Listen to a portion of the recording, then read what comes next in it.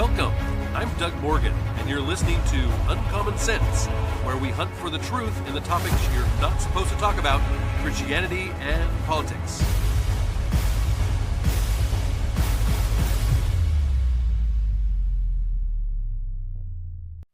And once again, it is FOMO Friday. Yes, we love this time of the week because, well, number one, it's Friday, but number two, we get to bring you FOMO Friday. We love to dispense of your fear of missing out because you don't listen to propaganda media anymore.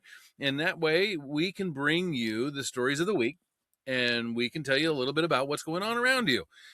And last week, I posted something that I thought was spot on. And it came from Gary Callahan's Instagram. And it said, things that triggered the left this week.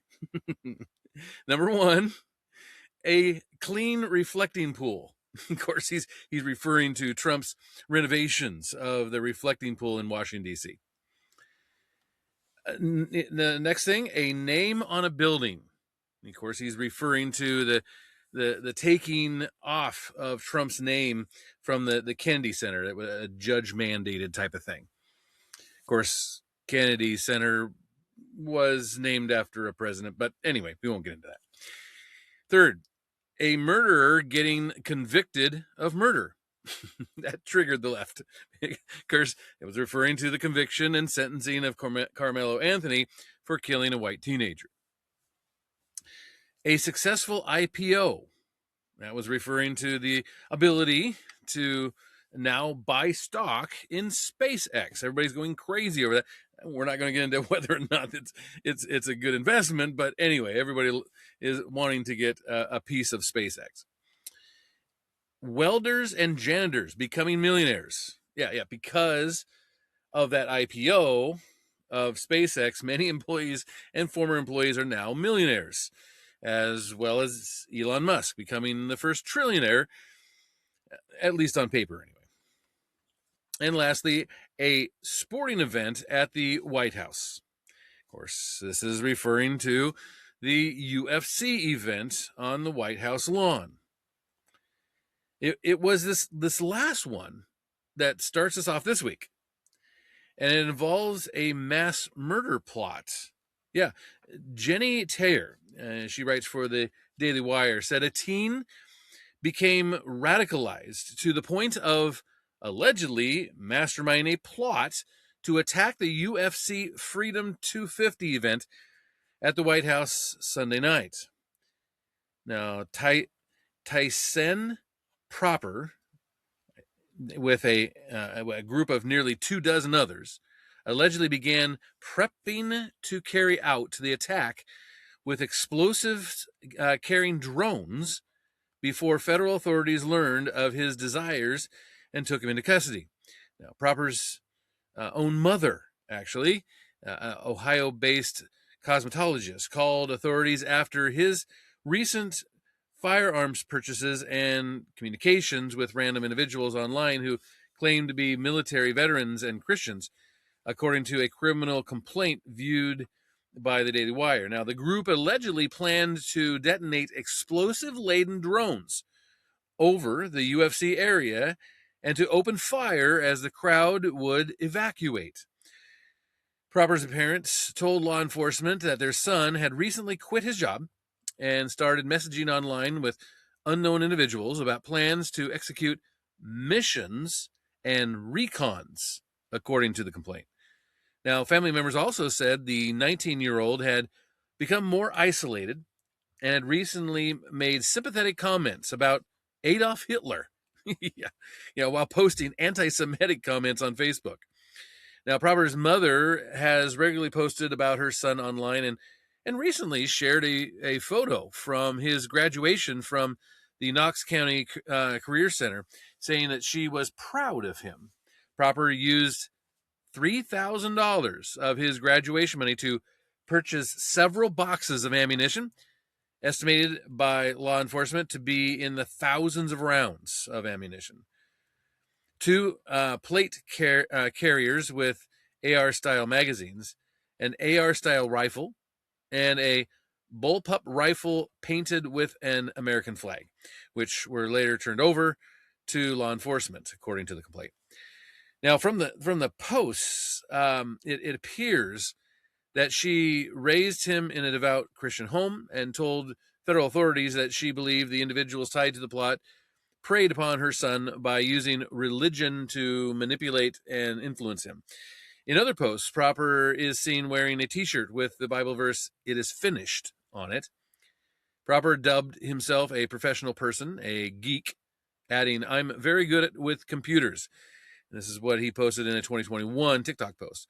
And that same year, he posted a video of himself playing Squad, which he described as a realistic tactical shooter game. Quote, "I've been posting survival videos, shooter tactical videos called Squad, and I'm posting Total War videos," he said in that TikTok video. At the time, he also said in one video that he's not a type of person to get into politics or any drama ever. Well, that seemed to have changed. But when authorities searched Proper's phone, they found signal groups that laid out detailed plans to carry out an attack in Washington, D.C., with detailed maps highlighting sniper locations and potential drone launch locations. Proper later confessed to investigators that he took part in planning a coordinated attack during the UFC event at the White House and admitted to being one of the group's leaders. Proper wrote in one of the chats on or about May 13th that he got a possible target. Marsha Blackburn is senator for Tennessee, as he put it, saying they should target her for taking money from the pro-Israel lobby and supporters and supports them. On May 31st, he sent messages saying, "These are people we're going to focus on," before sharing photos of Senator Jim Justice, Senator Shelley Moore Capito, Representative Carol Miller, and Representative Miley Moore. The four images appeared to have been taken from the website trackaipac.com and appeared to show how much cash each lawmaker received from the pro-Israel PACs. Now, Proper was arrested in Ohio and hit with 4 criminal charges, including conspiracy to commit an offense against the United States, attempted murder against any officer or employee of the United States, possession of a firearm in furtherance of a crime of violence, and receipt or transfer of a firearm used to commit a felony, according to the complaint. Now, at least 23, get this, 23 individuals are believed to have been part of the network plotting the attack. Some of the members were said to have expressed ultra-religious and anti-government sentiments, specifically citing grievances about government corruption, the handling of the Epstein files, data centers taking up all the water in the communities, and other government actions. Along with Proper, authorities arrested 4 others, including Michael N. Thomas and Brian Omar Roa in California, for allegedly taking part in the plot. So, yeah, I mean, not something that we would have wanted to see go down. Really glad they caught these radicalized guys and before they could do anything, such as what they were planning. So now in other news, Amanda Prestigiacomo, who writes for the Daily Wire, said Major League Baseball issued a statement on Tuesday trying to downplay its clear targeting of Christian players on the San Francisco Giants who rejected a recent LGBT Pride Night game.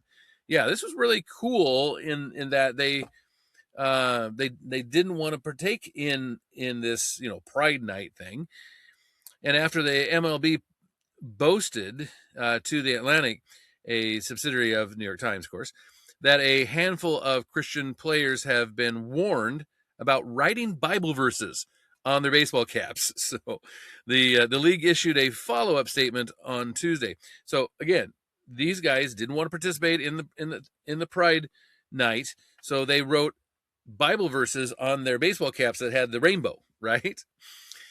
Kind of genius. So Well, they got warned by the MLB, by the league, and it said, to be clear, this is their second statement here. It says, to be clear, this routine verbal warning not to wear the hat in future games is not disciplinary and had absolutely nothing to do with the content of the message. Sure. This is what the MLB said, according to sports broadcaster Blake Neiman. Quote, we respect players' right to free expression. However, writing of any kind with any message is prohibited per Major League Baseball's uniform regulations. Okay. Well, the statement seemed to come in response to mounting backlash the league was receiving for signaling out the handful of players who counter-signaled or rejected the LGBT rainbow-themed baseball caps for Pride Night. As highlighted by the Daily Wire, Giants starting pitcher Landon Rope, he etched a Bible verse passage found in Genesis on the cap. Other players, J.T. Brubaker and Ryan Walker, followed suit, standing up for their Christian faith and also adding Bible verses. Relief pitcher Sam Hedges refused to wear the rainbow cap altogether, stating, I don't morally support it. The writing on the cap violates our rules, is what the MLB said, and consistent with normal practice, we have warned the players about future violations. The Giants also issued a statement that championed inclusion and apologized for the team's Christian players apparently hurting the LGBT community. Oh, isn't that nice? Quote, we understand that the choices by individual players have caused pain and anger to many in the LGBTQ plus community, and we are sorry for that. This is what the team said. Well, they might have to have another statement come out because they left out 2 S and P and all that with the LGBTQ plus. Anyway, MLB fans and political commentators don't seem to be buying the league's latest spin. Conservative author Molly Hemingway commented, of all the professional sports leagues to go out of their way to hate Christians and conservatives, MLB is most disappointing. There's not a single left-wing political religious scam they haven't embraced, and any resistance to their extremism is met with hostility, unquote. You know, I can't find anything to disagree with on that statement. Notably, the MLB faced backlash in 2023 after the Los Angeles Dodgers honored the Sisters of Perpetual Indulgence, a drag group that mocks Catholicism, during the team's Pride Night. And it was also uncovered earlier this year that a Washington Nationals executive said that the team avoided featuring pitcher Trevor Williams on social media because of his outspoken Catholic faith. The MLB also went all in on the Black Lives Matter movement, allowing BLM patches and messages on uniforms. BLM, huh? Okay. Displaying BLM-themed logos on fields and promoting player-led campaigns against racism.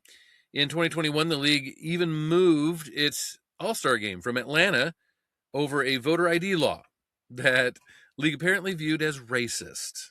Yeah. Oh, speaking of racist, by the way, we've had several episodes here on the podcast about the Southern Poverty Law Center and all of the things that they're getting into recently. The New York Post came out with the latest, in fact, and this is kind of interesting. A top Southern Poverty Law Center official is accused of helping funnel $1.2 million in donor money to an informant in the National Alliance White Supremacy Group, who was also allegedly her lover. Yeah, you can't make this stuff up, can you? I mean, literally, if a movie came out with this plot line, you just wouldn't even go to it. You wouldn't think it's real. The Department of Justice filed a superseding indictment against the SPLC accusing it of funneling donor cash, yes, donor cash, to hate groups they were telling donors they were fighting. One figure, referred to as employee number 2 in the indictment, is described as a person who would become director of the SPLC's intelligence project.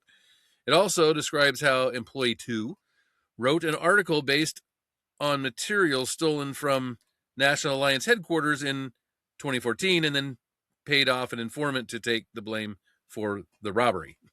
I mean, it just keeps getting thicker. Based on the details in the June 2nd superseding indictment, employee 2 is believed to be Heidi Barrick, who is a 58-year-old fascism expert.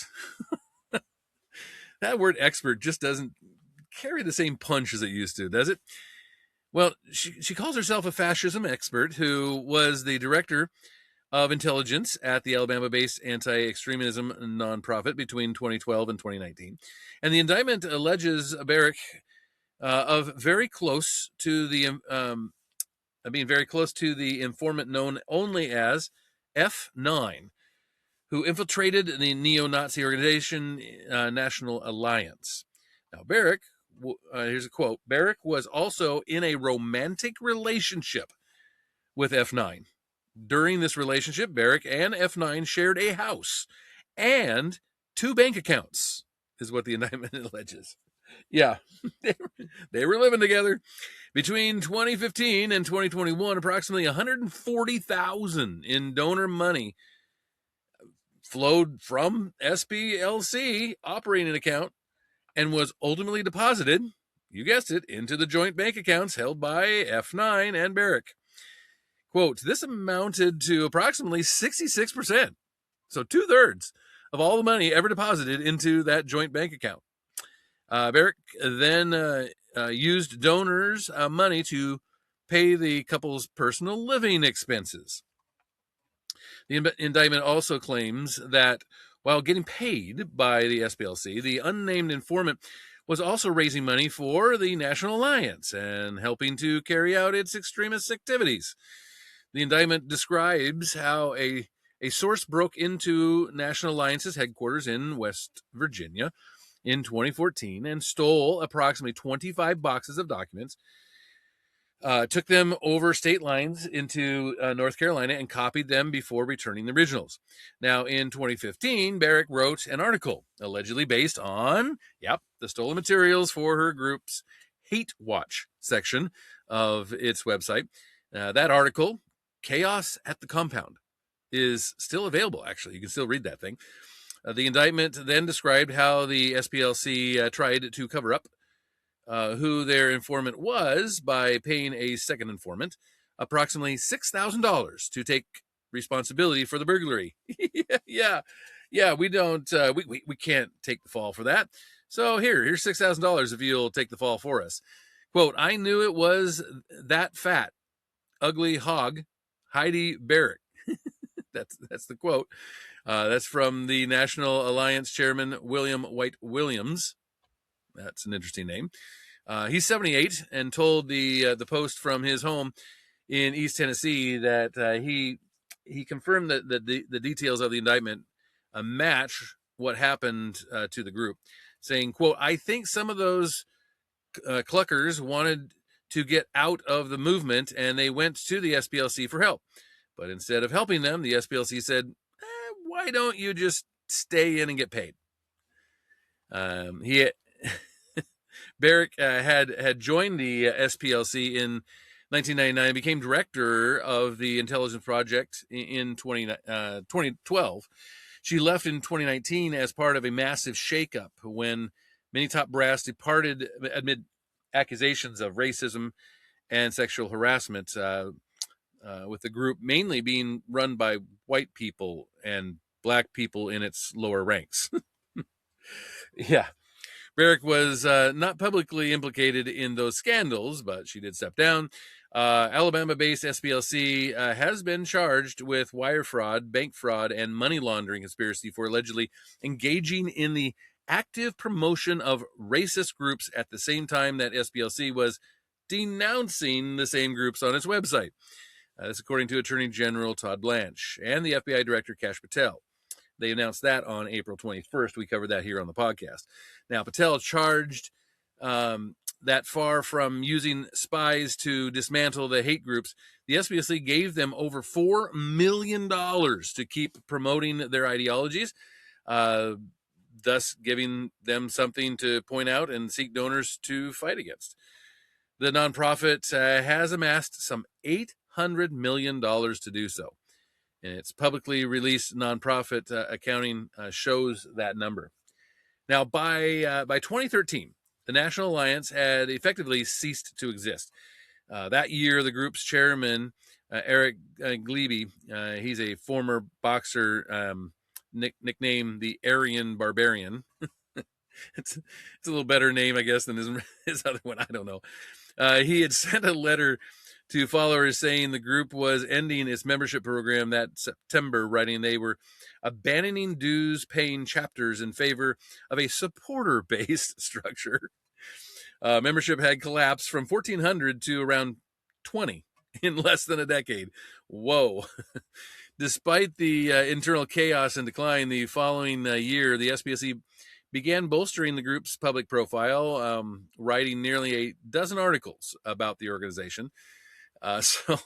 So it's gone from 1,400 to 20 and then disbanded, but that's not good. SPLC, they're getting donor money for having this group around. So it's not good for SPLC. We got to do something to bolster this racism. Well, tax filings reviewed by the Post show Barrick earned $190,000 a year in salary and benefits from SPLC before her departure. Mystery surrounds the identity of the informant F9, who received $1.2 million in total from SPLC over 20 years. Property records reviewed by the Post reveal that during the years covered by the indictment, that's 2010 to 2023, Barrick owned a vacation home in Ellijay, Georgia, an upscale mountain town north of Atlanta, in addition to her Montgomery, Alabama residence. Now, Williams said he too was stumped by F9's identity. And however, he noted the group was somewhat paranoid and there had been suspicions about various members over who would be a turncoat or potential informant for any number of other groups or law enforcement. Now, the Post can reveal the source paid to take the fall for stealing the National Alliance's documents was Rudolph Dillaway, referred to as F39 in the indictment, described as a quirky, nearly deaf accountant who bounced around among 6 other hate groups before landing at National Alliance. Barrick himself gave his name away in, or her name away in, or I'm sorry, she gave his name away in 2015 article published on the SPLC's website describing the terrified defector with a gold mine of documents who came running to the SPLC for help after having a gun shoved in his face by Williams. Quote, for 5 months, Dillaway organized, examined, and in many cases copied key documents and data files among tens of thousands of pages of sales receipts, donation records, and ledgers, is what she wrote. And there's another quote from the article. Dillaway's reputation in the white racist subculture has always been conflicted. The quirky accountant has been exploited for his skills by at least a half a dozen hate groups since 2004.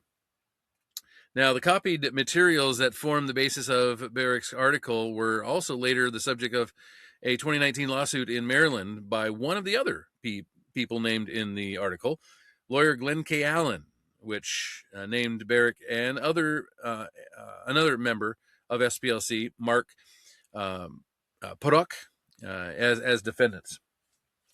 Allen claimed his name was associated with National Alliance based on privileged and confidential materials and had lost him his job at the Baltimore City Law Department. The case was thrown out in 2021. And in April, the Post exclusively unmarked other informants mentioned, unmasked other informants mentioned in the indictment, including a one-legged imperial wizard in the KKK. His name is Bradley Scott Jenkins, who, like I said, you wouldn't believe it if it was a movie storyline. This one-legged imperial wizard, he took the nonprofit's money while revitalizing a once defunct KKK splinter group and a litter-hating Georgia mom named April Chambers, who was a KKK member and runs a home cleaning business. So it's just, I don't know. Hey, it's been entertaining. I will give you that. So, in short, the Southern Poverty Law Center scandal just keeps getting worse. And now, with one of the leaders living with a racist and taking donor money to keep for themselves, we'll keep an eye on this. Okay. Well, in celebrity news, we bring you LeBron James. Yeah. Now, hey, I'm not a fan of LeBron James. He is a very talented basketball player, just not the brightest bulb in the whole box. Okay? He's not known for having too many brain cells. But Hank Green of the Daily Wire says that LeBron James can hit a three-pointer from half court, but he bricked it with stay-at-home moms across America. In a resurfacing clip, the Lakers legend opened his mouth on his wife Savannah's podcast. Everybody's Crazy. That's her podcast. Everybody's Crazy. And he last October, and what came out wasn't exactly a game winner. No, said, quote, "I think personally, me today, if I was not in a relationship today, I would not have a stay-at-home woman." Ooh, that's what the 41-year-old declared. Now, with guests including super streamer Kay Kanat, saying, quote, "Just coming home and seeing somebody just sitting on the couch every day, just sitting there, just chilling, that wouldn't float for me." Oh, man. He doesn't really know what stay-at-home moms do, does he? Oh, boy. Like I told you, just not a lot of brain cells upstairs on that one. And from one rocket scientist to another, we want to conclude today's podcast with this little article from Jacob Wheeler, Daily Wire, said Hillary Clinton blasted former President Joe Biden for pursuing a second term, describing the campaign as a terrible mistake. Ooh. In a recent interview with the New Yorker editor David Remnick, the failed 2026 presidential candidate expressed regret for throwing her support behind Biden. Yeah, arguing that a comprehensive Democratic primary during the 2024 cycle would have ended the Trump era. Yeah, sure it would. Well, we would have had a real contest, Clinton said. He made a terrible mistake. He made a terrible mistake for himself, his legacy, and for the country. And very sadly, I believe whoever emerged from that contest, whether it was the vice president or a governor or a senator or anybody else, would have beaten Donald Trump, she continued. So I think it was a terrible miscalculation on the part of President Biden. Actually, it was probably his wife that made that choice. But anyway, he wasn't really in much of a headspace to be making decisions at that point. The remarks undercut Clinton's messaging, undercut her messaging during the 2024 campaign. She supported Biden until he exited the race, and then quickly endorsed Vice President Kamala Harris in her 11th hour challenge against President Trump. Quote, "I've known Kamala Harris a long time. This brilliant prosecutor," oof, that didn't age well. "This brilliant prosecutor will make the case against convicted felon Donald Trump and the Project 2025 agenda to take away our freedoms." That's what Clinton said in a July 22nd, 2024 social media post. Quote, "But she can't do it alone. Become a part of this historic campaign today," unquote. Well, Clinton is the latest Democrat to muster the courage to throw Biden under the bus for their party's election wipeout. In May, Democrats finally released their long-awaited 2024 election autopsy, and we covered that here on the podcast. And buried inside the 192-page report were some brutal admissions about Kamala Harris, the Democratic brand, and the party's growing disconnect from average Americans. Quote, the sad truth is Democrats have lost ground at every level from messaging, incoherent messaging, and improper planning, even as the policies the party advances continues to earn voters' support at the ballot box. This is what the report said, their own report. It says the document repeatedly suggests Democrats leaning way too heavy on Trump bad messaging. You know, he's a Nazi, right? They're failing to give voters a compelling reason to vote for Harris. Yeah, I mean, they're hard to find, but one especially rough section says Harris struggled to define herself beyond not Trump and prosecutor versus felon, putting blame on the Biden White House. Notably, the autopsy made no mention of former President Joe Biden's advanced age or the lingering distrust voters felt following his disastrous debate performance. Quote, we either adapt to the changing conditions of the arena, or history will leave us behind, is what the report said. And like I say, even the report's not really getting it. And a lot of Democrats rejected the report. So yeah, a lot of them aren't getting it either. But I'd love to hear what you think on it. Of course, you can always tell us what you think at uncommonsensepodcast.com. Please go to our YouTube channel. You can listen there. You can leave a comment. And thank you for listening. This podcast is a production of Morganite Communications.